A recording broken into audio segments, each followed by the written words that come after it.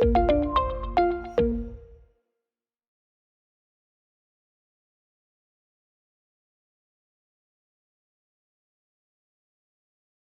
name is Janine Michano. I'm from Pace-Plat First Nation. I've lived on and off reserve. I have 5 daughters and 3 grandchildren. I went to Confederation College for Business, and from there, I've done a lot of jobs for the First Nation, ranging from their finance officer to housing. I was asked by my First Nation to sit on a board for Supercom because they're having the East-West High Transmission Project go through, and they formed this new board of 6 First Nations, which was the economic development arm. So I started bringing home information, and I realized that Pace-Plat was a lot more underdeveloped than a lot of the First Nations surrounding us. We just formed like an economic development committee and just started talking about things we wanted to see in the First Nation compared to other ones, and looking for opportunities. We're about 2 hours east of Thunder Bay. We're a very small First Nation. I think we're one of the smallest actually in Canada. We're about a square mile. We have the Trans-Canada Highway that goes through. We have, I guess, 2 transmission lines that go through there now, as well as CP Rail. And then we have a river. So from the little area, we have all that area going through. We have about 100 people who live on reserve, and there's just over 40 buildings in the community.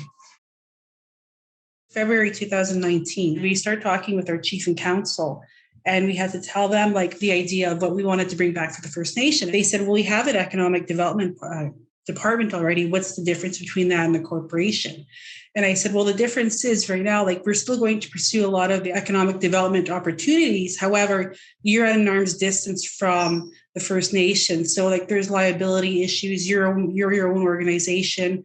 You're not directly under the chief and council. We have a board of directors that mandates us, and we're directed by the community. So like some of the opportunities that we're going to be looking at are dealing like with industry, like with mining or transmission, looking to create partnerships and joint ventures and other little entities in there to participate in all of these projects. So that's what we're looking to do. And with that comes like employment and training for the community members, what we're looking to do. We're looking to help people who are interested in entrepreneurship, hooking them up with opportunities, or other people who could help develop the capacity of our members as well in the community. We do a lot of work with MTO. We take care of picnic and maintenance sites along the highway, work with the gravel pits. We're looking to bid on some work for environmental cleanup. We do oversee some of the activities that are going. We're a bit slow now because of COVID. We used to have a lot of community engagement and community meetings where we'd ask our community what they'd like to see. We met with on reserve and off reserve, got their input where they'd like us to go. We thought one of our biggest indicators of success is not relying on government funding for positions within our organization. I think the community's views are going to evolve as we grow as well, because we're not really known, and they don't really know exactly what an economic development corporation is. We were just really starting to get into the swing of things when COVID hit. A lot of our successful indicators would have been bringing employment to the First Nation. We're also looking at partnering with other First Nations in the area as well to show that Indigenous is actually really powerful in business. The first that we learned is actually getting people to buy into this project. The chief and council were very skeptical. They thought we were trying to take away from the First Nations, trying to steal business perhaps. The biggest things that helped us was their own band lawyer. He said, well, no, listen, this actually could be a really good thing. He ended up being on our side and he helped us. But one of the biggest obstacles is our own people, not just chief and council. And after we were developed, our own people didn't know what it was. So we had to really educate them what we were doing here, what we're here for. We're here for you to create opportunities for the people. We're not just in business for ourselves. We're just looking for the best for everybody. We want our elders and youth involved because we're not here for a long time. We're just making the best for all the kids as they grow up. And how we overcame that actually is just blasting out a lot of communication to on and off reserve. We had to include off reserve as well. We hosted a lot of meetings in the community hall, held monthly meetings, and we were consistent. You have to be consistent because if you just go very erratically and if you just do this month, not next month or whatever like that, we have to show them that we're very serious. We have to prove ourselves basically. And once we're able to do that, it's been a lot easier since then and they know who we are. One of our biggest success stories actually was one of our first projects with the MTO. We were this corporation who was created in less than a year.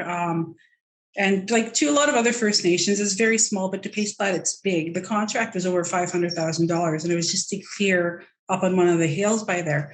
But we managed to complete the project and on budget, and it was 100% Indigenous. We partnered with another company from another First Nation, and we did that, and we hired our workers there, and we did that. We all had great reviews, and since then, after that, we got some credibility, I guess, with the MTO as part of that. And this is one of, I think, so far, our biggest accomplishment with the First Nation is we secured a 5-year contract with the MTO servicing the picnic sites along the area. And we have secured employment for a few people for the next 5 years.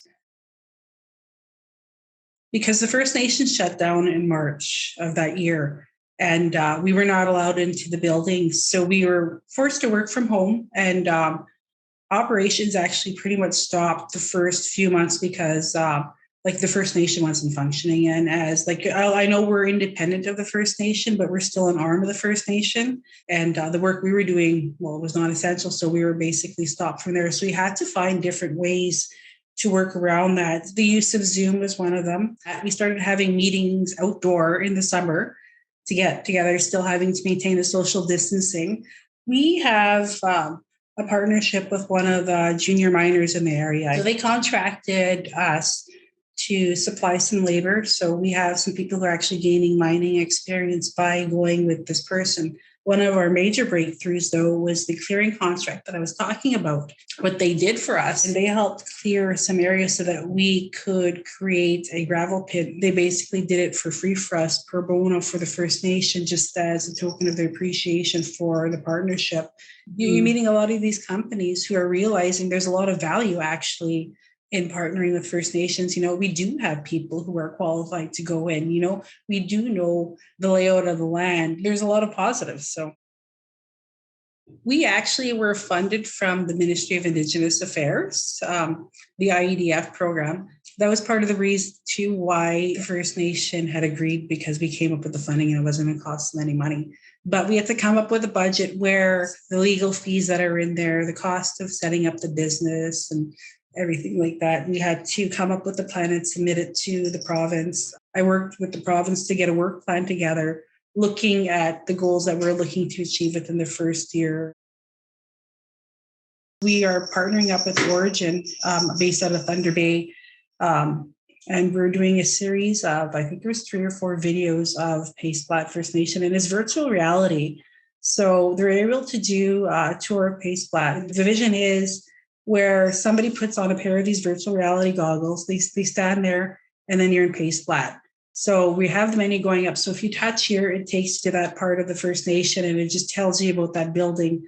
But part of it is going to be cultural based. So like you're going to be, if you touch, like say if you go to the Power Grounds, all of a sudden you're going to be sitting there, and the part of it is you're going to be sitting with an elder, and they're going to sit with you. They're going to welcome you to the First Nation. They're going to tell you some stories about Pace Flat, some of the history.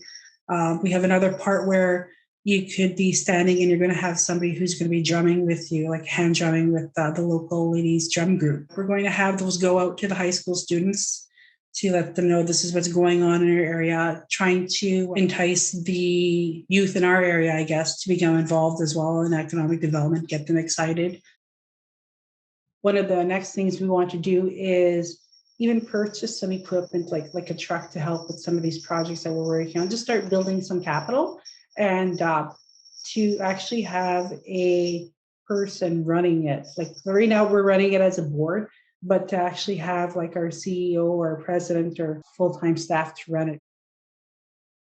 Just have open communications with your chief and council. Make sure your community knows what's going on, but also a lot of outreach. Outreach not only to the other First Nations in the area, but also to the municipalities in the area. Make yourselves known. Like just if there's any events in the area, just show up, hand out your card. There you go. We're looking to do. If it's not a match, you never know. You just don't know who you might meet. One of the things that we did want to say, like that we thought was important when we were doing business with other corporations, we wanted to let them know the culture aspect as well. So we are creating like a cultural awareness program that is specific to Pace-Plat First Nation, because there's a lot of cultural awareness programs out there, but they're a generic blanket to all of Canada. But we're not all of Canada. We are unique. And we're going to have it asserted into a lot of the projects in the area where they have to take this training from us just so that they learn about us, because we're different. So, but that's one of the things that we're trying to change within industry, is that they have to like recognize the importance of the cultural of our area and how we try to adhere to it as well. We're trying to maintain our integrity and remain rooted with our beliefs with our First Nation, and that's what we've been doing.